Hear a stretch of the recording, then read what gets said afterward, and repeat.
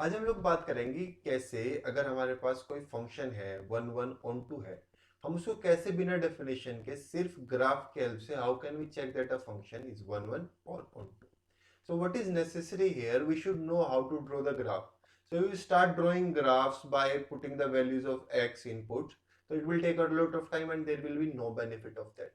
So the better way is we if by seeing the graph, by seeing the function, we can visualize the graph of the function, then only we can use the this method very easily.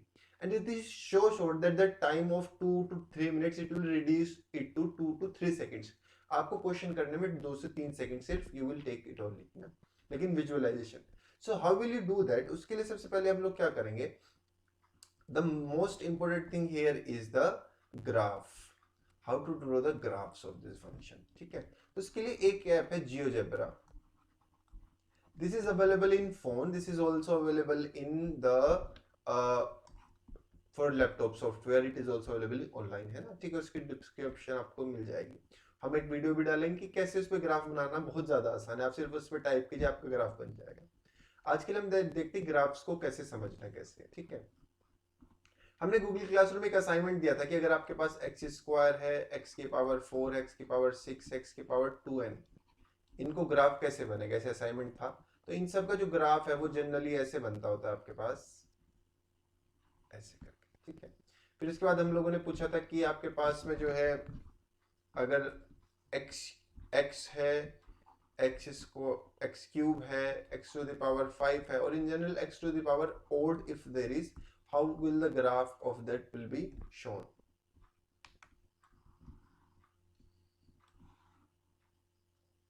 तो इनका जो graph होता है वो कैसा होता है, कुछ इस तरह का ग्राफ होता है. ठीक है, उसके बाद वी ऑल्सो टॉक्ड अबाउट के if we have the functions like 2 to the power x, 3 to the power x, 4 to the power x, and in general a to n to the power x और n to the power x है ना, और a to the power x. तो इनका graph कैसे बनेगा हमारे पास में? जब आप इसको जनरलाइज करने की कोशिश करेंगे तो आपके पास में जो ग्राफ है वो कुछ ऐसा आएगा.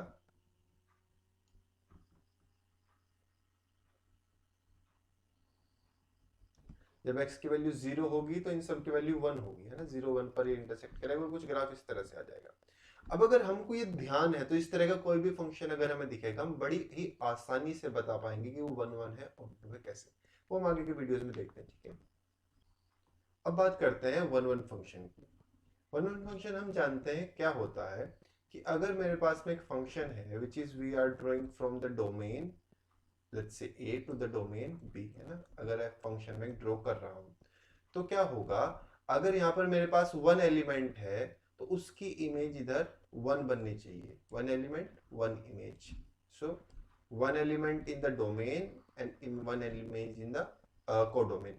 इसका ऑपोजिट क्या था हमारे पास में कि अगर हमारे पास में एक डोमेन है a, एक डोमेन है b और फंक्शन बन रहा है f, तो मेरे पास में इधर मोर देन वन एलिमेंट्स है जिनकी इमेज वन एलिमेंट बन रही है.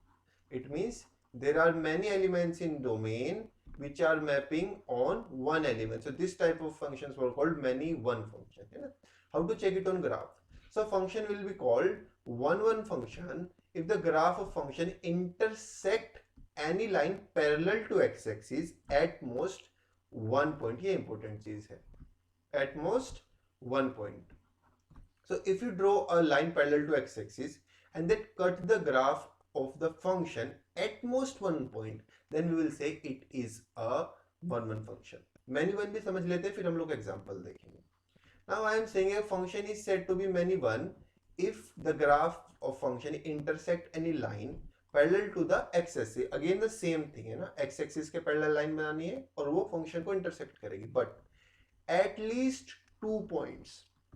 यहाँ पे था at most 1 point, maximum 1, यहाँ पे थे at least 2, means more than 1 points पर अगर वो इंटरसेक्ट कर रही है तो मैनी वन. अब थोड़ा इसको ग्राफ की हेल्प से समझने की कोशिश करते हैं. हमने सबसे पहले बनाया एक्स स्क्वायर का ग्राफ. अभी अगर यहाँ पर मैं एक लाइन बनाता हूं, let's say this line is parallel to x axis. Okay, now this line is intersecting the function at 2 points. Intersection at 2 points. So by definition what it says, क्योंकि एक से ज्यादा पॉइंट है तो it will be a many one function. ठीक है, graph से हमको पता चल गया ये सारे जितने भी इवन फंक्शंस होंगे ये सब के सब मेनी वन फंक्शन होंगे. अच्छा ऐसा हो क्यों रहा है, थोड़ा सा कंसेप्ट समझते हैं. Let's say this point is 4. I am talking about x square, the graph of x square. So this point represents -2 on the left side. This point represents -2 on the right side. So definition कह रही है कि अगर एक से ज्यादा points पर intersect कर रहा है तो एक्चुअली उसका मतलब क्या है. उसका मतलब है x एक्सिस पर there are two values which are giving one value on the y axis. So these are many values of domain. X axis represents the domain and y axis represents the codomain. So for many values of domain there is only one value in codomain. So this is one function. Okay, let's check this one. Now if I draw any line anywhere, so just you can just try to move this line. If I just try to move this line up and down, you can see it is intersecting the function at only one point everywhere, and everywhere only one point. So by the definition what we will say that this function is one function. So easy, just by the definition. Okay, next, now think of this is a one function or many one function. I'll draw a line parallel to x-axis and I'll check that this, if I move this line, he was saying at most one. So एक से कम point पे intersect करेगी तो चलेगा, as if यहाँ पर ये एक भी जगह इंटरसेक्ट नहीं कर रही है, पर जब भी मैं मूव करता हूँ तो मैक्सिमम एक ही पॉइंट पर ये इंटरसेक्ट कर रही है. So by the definition we will say that this is a one function. ठीक है, ग्राफ अगर if you can visualise the graph तो आप एक सेकंड में देखते ही उसको बता देंगे, सोचते ही कि वो वन है कि नहीं. ठीक है, आगे चलते हैं. अब हम बात करते हैं कि ऑन टू फंक्शन क्या होता है. ऑन टू फंक्शन देखिए क्या है. ऑन टू फंक्शन कह रहा है एफ फंक्शन, तो एक बार डेफिनेशन देख लेते हैं. ऑन टू का मतलब ये था कि अगर आपके पास में यहाँ पर एक डोमेन है ए, आपके पास में कोडोमेन है B, and if you are mapping a function F, तो आपने ऐसे मैपिंग किया एलिमेंट की आपके पास मैपिंग हो जाएगी. So if there are some elements remaining which have, these elements have no pre image, अगर इन एलिमेंट की कोई भी प्री इमेज नहीं है, so we will call this as into function. कि कुछ एलिमेंट्स बच गए जिनकी कोई भी प्री इमेज नहीं है. लेकिन अगर आपके पास फंक्शन कुछ ऐसा हो जाए जहां पर आपके पास जितने भी कोडोमेन में एलिमेंट्स है, all the elements of codomain have a pre image in the domain, all elements have a pre-image, so this such function is called onto function. So according to the how to check it by the graph, उसको देखते हैं.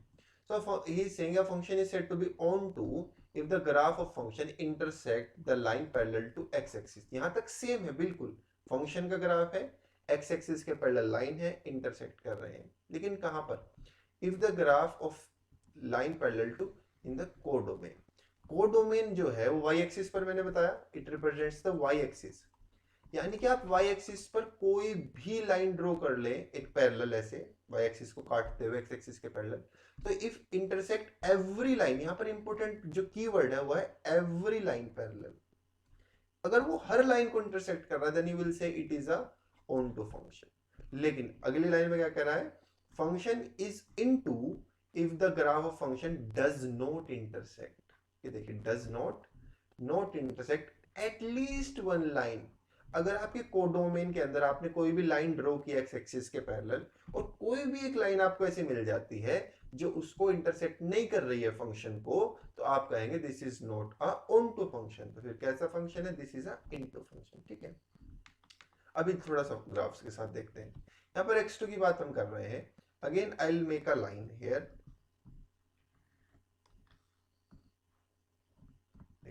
This is my line, and if I am moving, I am talking about a function, let's say f such that R to R. The domain is set of real numbers, the codomain is set of real numbers, and we are talking about this in general.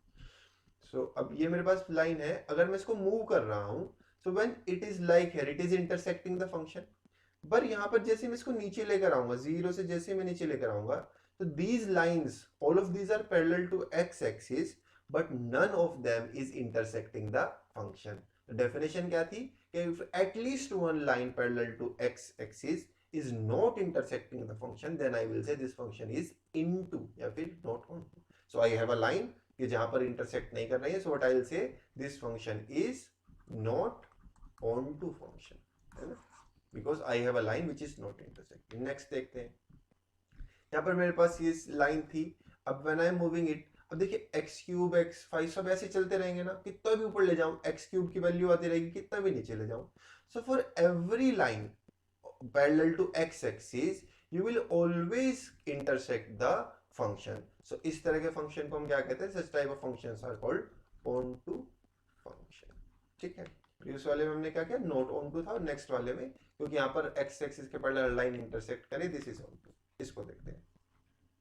अब यहाँ पर हमारे पास में जो ये line है, इसको जब मैं मूव कर रहा हूँ, यहाँ पर जब ये ऊपर रहती है तो इंटरसेक्ट करती है, लेकिन जब ये जीरो पर भी आ जाएगी तो ये इंटरसेक्ट नहीं करेगी, क्योंकि आप 2x 3x 4x कुछ भी लीजिए, उसकी वैल्यू कभी भी जीरो नहीं होने वाली है ना, इसकी वैल्यू जीरो के पास जाती रहेगी पर जीरो नहीं होगी अगर हम रियल नंबर्स की बात करेंगे. और नीचे इसकी वैल्यू नेगेटिव में भी कभी नहीं आएगी, है ना, तो नेगेटिव वाला भी सारा एरिया खाली पड़ा हुआ है. So there are so many lines which don't intersect the function. So what we will call, मुझे बताइए जरा आप कमेंट बॉक्स में, इसको हम लोग कहेंगे, we will call it as not onto, है ना. आसान से तरीके ग्राफ वगैरह आपका आता है तो ठीक है. अब एक क्वेश्चन कर लेते हैं, अगर आपको चीजें समझ आई हैं तो. CSIR का क्वेश्चन है, तो जून 2019 में आया था, पार्ट सी में था. पार्ट सी का मतलब क्या है, more than one option can be correct, है ना, एक से ज्यादा ऑप्शन करेक्ट हो सकते हैं. पढ़ते हैं. Consider a function F such that r to r its domain is set of real numbers, इसको domain is set of real numbers, है ना. then which of the following are true, क्या क्या ट्रू है. f is not 1 1 if the graph of f intersect some line parallel to x axis at least 2 points पर, अगर वो एक से ज्यादा पॉइंट पर उसको इंटरसेक्ट करता है. पहले आप इसको वीडियो पोज करके खुद कमेंट बॉक्स में रिप्लाई कीजिएगा, उसके बाद इसको कंटिन्यू करके ना मेरा सॉल्यूशन देखिएगा. तो वो कह रहा है कि फंक्शन अगर एटलीस्ट 2 पॉइंट्स पर इंटरसेक्ट करता है तो वो 1 1 नहीं होगा. एक्स स्क्वायर के ग्राफ को याद कीजिए, 2 पॉइंट्स पर इंटरसेक्ट कर रहा था तो इट वाज नॉट 1 1, है ना. So it seems correct. Second देखिए, f is 1 1 if the graph of f intersect the line parallel to x axis at most 1 point, एक पॉइंट पर इंटरसेक्ट करेगा तो हम उसको कहेंगे कि 1 1 है. ऐसा कुछ ग्राफ था हमारे पास में, तो देखिए जब मैंने लाइन ड्रॉ की थी तो इट वाज एक्स क्यूब का ग्राफ जो था, उसमें वो सिर्फ एक ही जगह कर रहा था उसको intersect, so it was a 1 1 function. So second option भी करेक्ट हो गया हमारे पास में. Then the third, F is surjective. अब सर्जेक्टिव का क्या मतलब होता है, सर्जेक्टिव हमारे पास में होता है, सर्जेक्टिव हम कहते हैं ऑन टू फंक्शन का ही नाम है surjective. If the graph of f intersect every line parallel to x-axis, यानी कि x-axis के पैरेलल कोई भी आप लाइन ड्रॉ करेंगे तो वो फंक्शन को इंटरसेक्ट करेगी. ऐसे ही कुछ हमने क्या बात की थी, हमने x क्यूब की बात की थी कि इसको हर जगह इंटरसेक्ट करेगी. हर जगह इंटरसेक्ट मतलब कर रही है, इसका मतलब उसके हर एलिमेंट की प्री इमेज है, और इसका मतलब फंक्शन ऑन टू है. So the statement in this option is also correct. Last की बात करते हैं, f is not surjective. कब surjective नहीं है, if the graph of f does not intersect at least one line, एक भी लाइन हमें ऐसी मिलती है which is parallel to x axis and which is not intersecting the function, एक भी लाइन ऐसी मिलती है, उसका मतलब क्या है कि जहां पर वो लाइन ड्रॉ हुई है उस पॉइंट की प्री इमेज हमारे पास नहीं है, और प्री इमेज नहीं है, प्री उसका मतलब है कि नॉट ऑन टू. और ऐसा ही कुछ यहाँ पर ये कह रहा है कि नॉट सर्जेक्टिव, यहाँ पर इन्होंने कहा नॉट सर्जेक्टिव, इसका मतलब ये स्टेटमेंट जो है करेक्ट है. तो इस क्वेश्चन में क्या हुआ हमारे पास, first second third and fourth all statements are correct. तो इसका हो जाएगा. अगर आपको कंसेप्ट याद था, स्टेटमेंट याद ना हो, कंसेप्ट अगर आपको याद है तो आप इस क्वेश्चन को बड़ी आसानी से कर सकते हैं. और नेगेटिव मार्किंग होती नहीं है पार्ट सी का क्वेश्चन, तो 4/4 आपके मार्क्स कन्फर्म हो. ठीक है, आज के लिए इतना रखते हैं. आपको ये जो स्टडी मटेरियल है और पीडीएफ नोट्स अभी क्लास के कुछ असाइनमेंट्स हम रेगुलरली भेजते रहते हैं, तो क्लासरूम ज्वाइन कर लीजिए. और रियल एनालिसिस की सारी वीडियोस पीछे की भी और जो नेक्स्ट आने वाली है उसके लिए प्लेलिस्ट यूट्यूब पर, आप वहां से इसको जरूर ओपन कर ले, चेक करते रहें. और डिस्कशन कुछ भी प्रॉब्लम हो आप टेलीग्राम पर हमारे कभी भी पूछ सकते हैं, वहां पर मैं हूँ या बाकी जो लोग हैं वो आपको रिप्लाई जरूर करेंगे। अगर आप वीडियो को लाइक करेंगे तो यूट्यूब उसको और ज्यादा लोगों को रिकमेंड करेगा, आप कमेंट करेंगे तो हम मोटिवेट होंगे और बनाने के लिए। और सब्सक्राइब अगर आपने अब तक नहीं है तो जरूर कर लीजिए। आज के लिए इतना रखते हैं। Thank you very much, bye, Tata.